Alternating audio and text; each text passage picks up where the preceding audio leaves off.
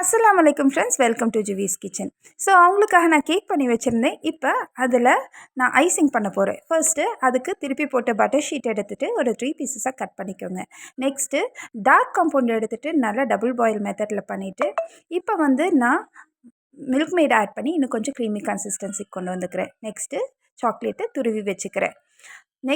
இப்போ நான் sugar add பண்ணி சிரப் பண்ணிக்கிறேன். நெக்ஸ்ட்டு விப்பிங் க்ரீம் எடுத்து நல்லா அடிச்சுட்டு அதுலேயும் சுகர் ஆட் பண்ணி நல்லா திக்காக கொண்டு வந்துக்கிறேன்.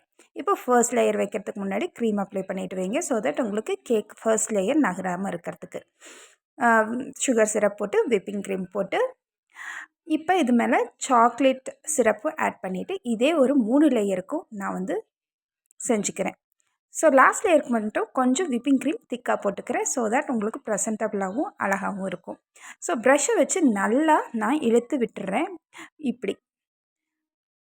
நெக்ஸ்ட்டு நம்ம பவுடர் பண்ணி துருவி வச்சுருந்தோம்ல, அதையும் நான் மேலே டெக்கரேஷனுக்காக போட்டுக்கிறேன்.